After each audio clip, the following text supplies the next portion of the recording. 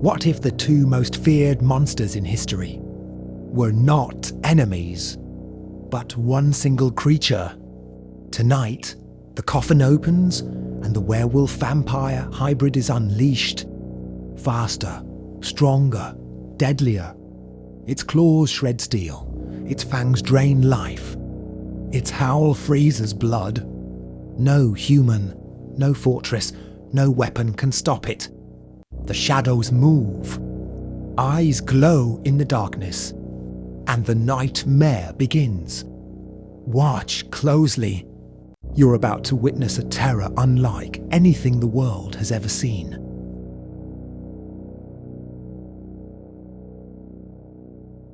What if the two most feared monsters in history were not enemies, but one single creature?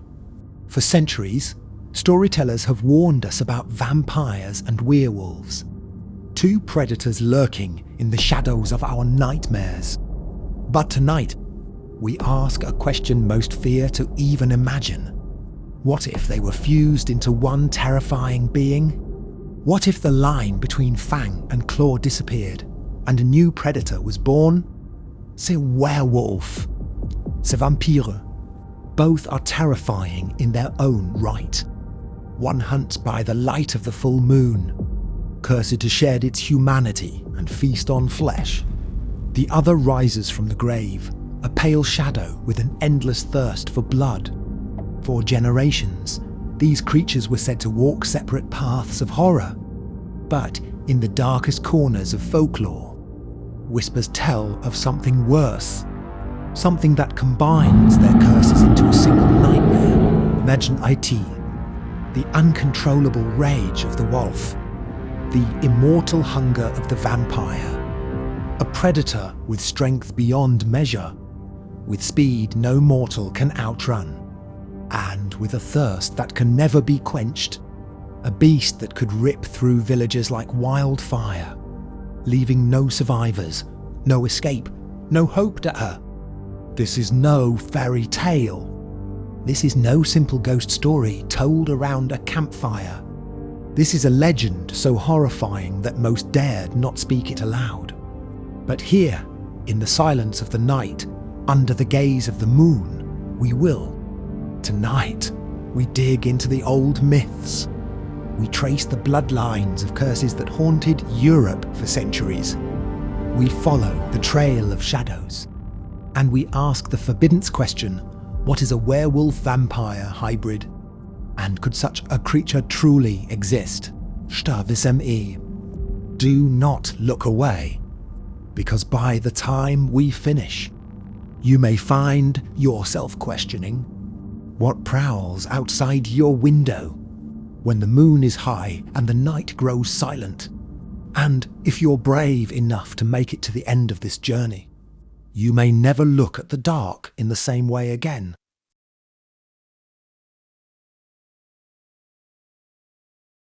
For as long as humans have walked the earth, we have told stories about the wolf.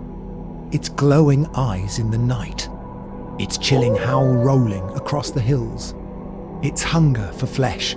The wolf has always been a symbol of fear. But in the darkness of folklore, the wolf became something even more terrifying. Something cursed. Something human. And yet not. The werewolf. Legends describe a man by day, beast by night. A victim of a curse or a punishment from the gods. On the night of the full moon, the body twists, bones crack, and flesh reshapes itself into something monstrous. The howl that follows is not just a cry of hunger. It is the scream of a soul being ripped apart. In medieval Europe, fear of the werewolf spread like wildfire. Entire villages swore they had seen men transform beneath the silver light. Travellers disappeared along lonely roads, their remains torn to pieces, their blood staining the soil. And when no explanation could be found, whispers of the werewolf grew louder. The church declared them agents of the devil. Witch hunters prowled the countryside, torturing confessions out of the accused. Some claimed the curse was spread through a bite, one taste of the beast's blood, and you too would carry the hunger. Others believed in magical belts made of wolfskin, given by demons to those who pledged their souls. But perhaps the most chilling stories came from those who swore the transformation was not a choice. Imagine it, the full moon rising, your body breaking against your will, claws bursting from your fingertips, fangs slicing through your gums. You awaken in the morning, naked, covered in blood, and you do not remember what you've done. This was the terror of the werewolf, not just a monster that lurked outside your door, but the horrifying possibility that you yourself could be the monster that your brother, your neighbour, or your child might carry the curse. And so, silver became the weapon of choice. Villagers melted down coins, forging bullets and blades to pierce the flesh of the beast. Hunters carried wolfsbane, a poisonous herb said to ward them off. But deep down, everyone knew the truth, the werewolf. Few ever survived. The curse of the wolf was a warning, a reminder that beneath the thin skin of civilization, something wild and bloodthirsty still stirs. And when the moonlight shines too brightly, the beast inside us all longs to be free. But what happens when this ancient curse collides with another? When the hunger of the wolf is bound to the thirst of the vampire? That is when nightmares cease to be legends and become something far worse.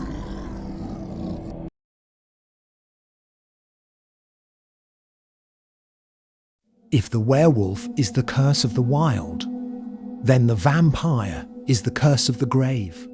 No beast, no animal, but a human corpse that refuses to stay buried. A body that rises under the cover of darkness, carrying with it the hunger of the dead. The earliest tales come from Eastern Europe, where villagers whispered of something far worse than wolves. At night, the dead would stir in their coffins, clawing their way back to the surface. Pale, bloodless, and hollow-eyed, they returned not to rest, but to feed. And when the villagers found bodies drained of life, their skin cold, their throats torn open, they whispered the name with dread, vampire.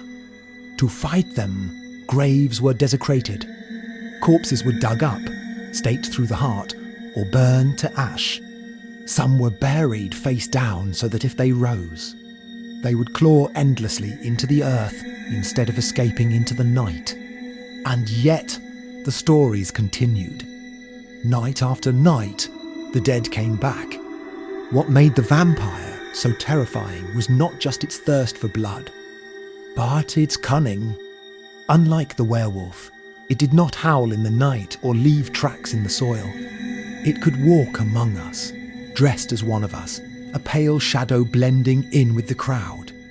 By the time you realised what it was already too late. They say the vampire's bite is not always death. Sometimes it is a curse of eternity, a transformation. One victim becomes another predator, then another, until an entire village falls. Imagine that.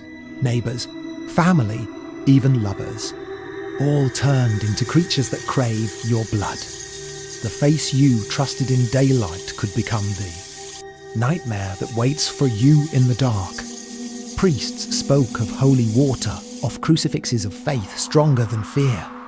Hunters carried wooden stakes, garlic, and silver crosses. But in every story, the vampire adapted. Stronger, faster, more elusive with each telling. It was said they could command shadows, control bats, even vanish into mist. They were not just hunters of flesh, but masters of fear itself. And above all, they were immortal. Kill a wolf, and it dies. Kill a man, and he rots.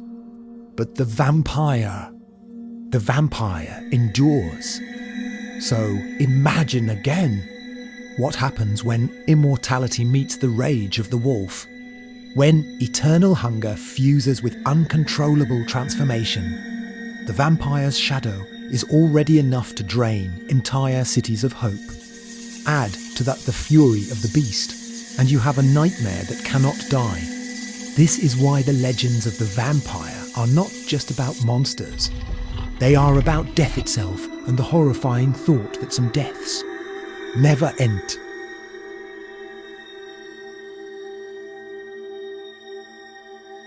For centuries, vampires and werewolves have been told as to separate nightmares. One, the pale corpse that drains the living. The other, the cursed beast that hunts by moonlight.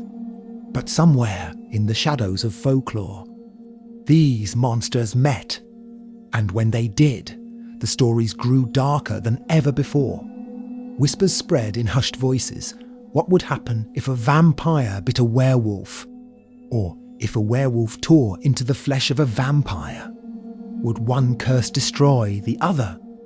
Or would they merge, twisting into something neither man nor beast? Neither living nor dead, but a hybrid of both.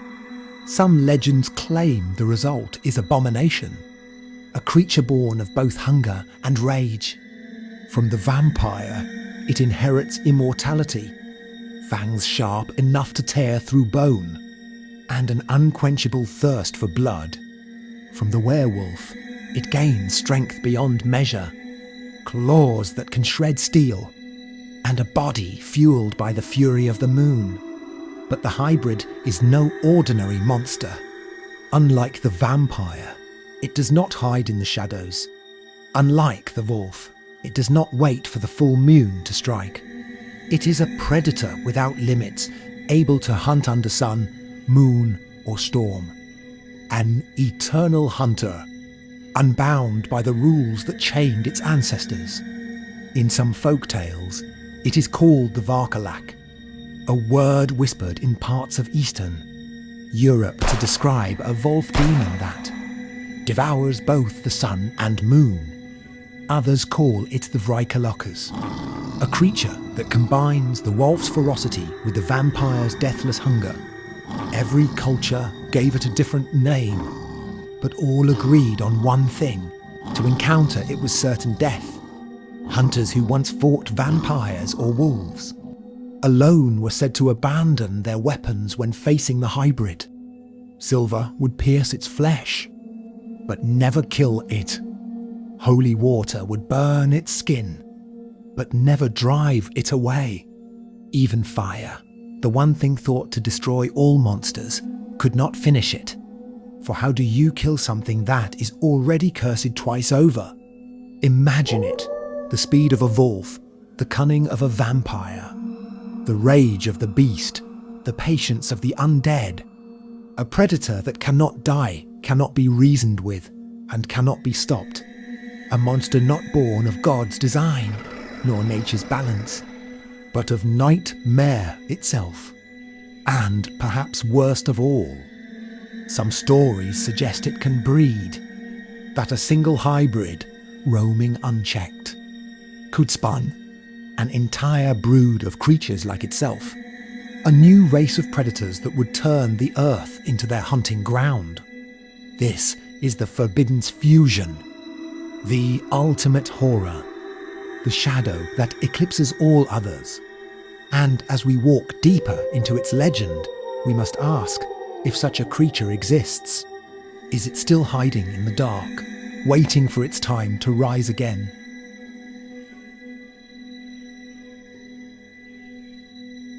When whispers of the hybrid spread, fear turned into obsession. Villagers that once prayed to be spared from vampires or wolves now faced something far worse. A predator that carried both curses in its veins. And so, across Europe, hunters, priests, and warriors formed desperate alliances. Their mission was simple, yet impossible: kill the unkillable. Legends tell of entire armies sent to face a single hybrid. Men armed with silver blades, wooden stakes, crucifixes, and fire marched into forests and mountains where the beast was said to dwell. None returned.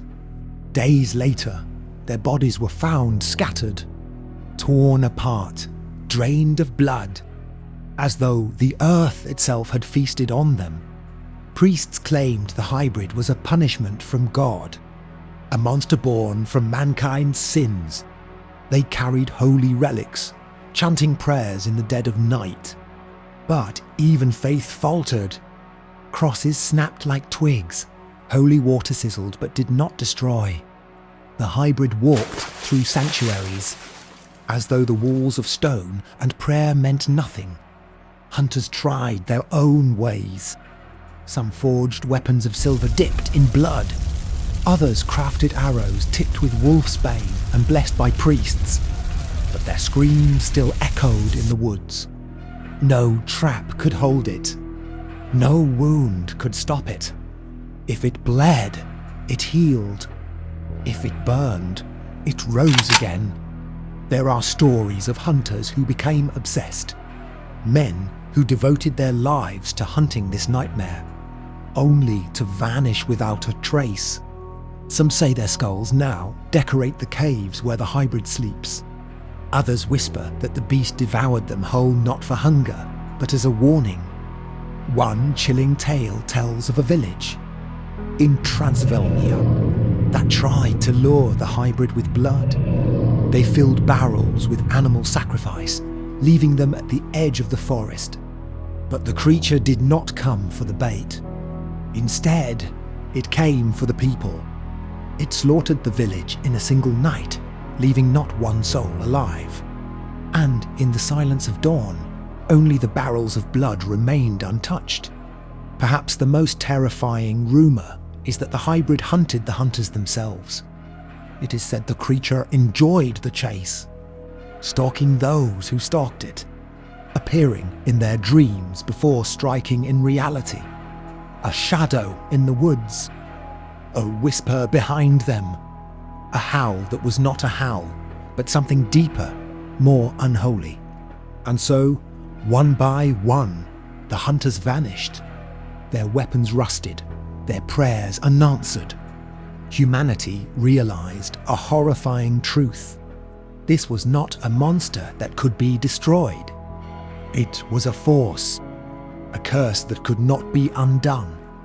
The hunt failed, the hunters failed, and the hybrid remained. But the question lingers still. Where is it now? Did it retreat into the mountains, into forgotten caves, into the ruins where the night never ends? Or is it waiting closer than we dare imagine for the next Huntugen?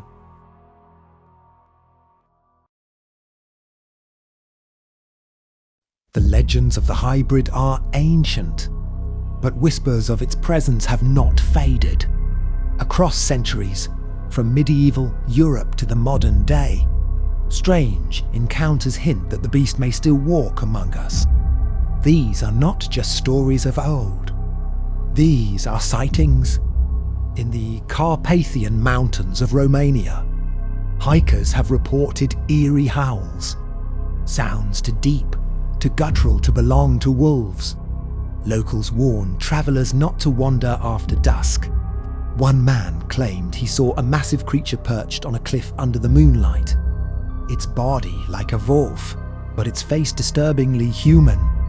When he shined his flashlight, it vanished not by running, but by dissolving into mist. In the late 1800s, an isolated Hungarian village was found abandoned overnight.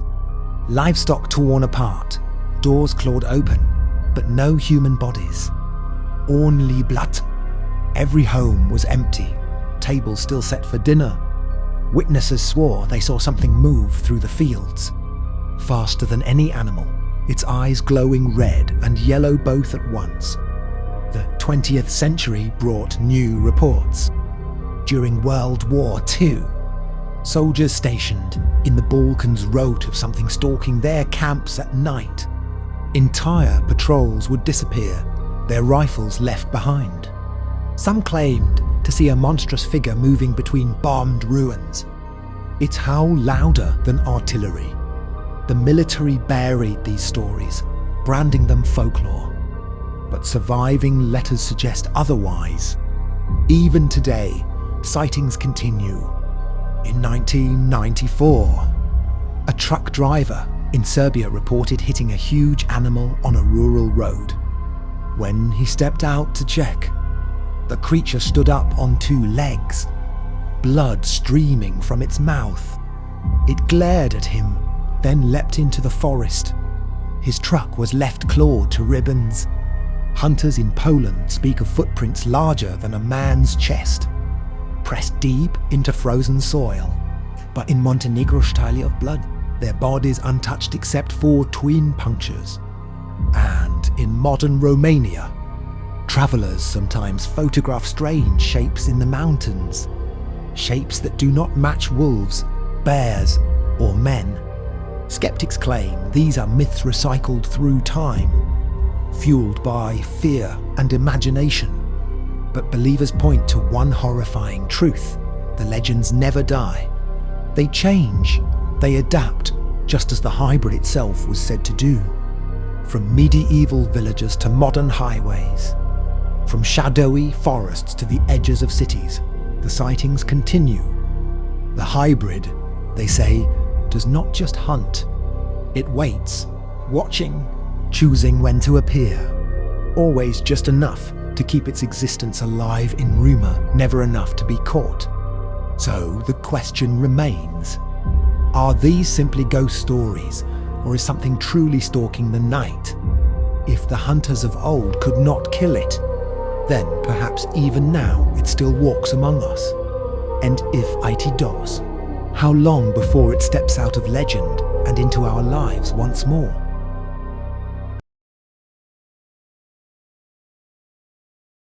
The night air grew heavier as whispers of the hybrid spread through the darkened forest. Those who had glimpsed it before spoke of claws that could shred stone, fangs that drank life itself, and eyes that burned like embers in the black. But these were mere tales, warnings passed from trembling lips until now. Tonight, the forest seemed alive, each rustle and snap of a branch carrying a message: turn back, or face the terror waiting beyond. The wind moaned through skeletal trees, carrying the scent of iron and decay, a prelude to the creature's arrival. The hybrid did not hunt like a normal predator. It waited, calculating, learning, savouring the fear that pulsed through its prey. Legends warned of a final confrontation with this beast. One misstep could cost more than life. It could trap a soul in eternal torment. Some said its bite cursed more than the flesh. It bound victims to the night itself, turning their own bodies into instruments of its hunger. Even vampires and werewolves fled at the mention of its name. A creature that combined their deadliest traits into a single unstoppable force. And now, here it was, a shadow slipping between the trees, gliding soundlessly across the forest floor, its glowing eyes fixed on the intruders.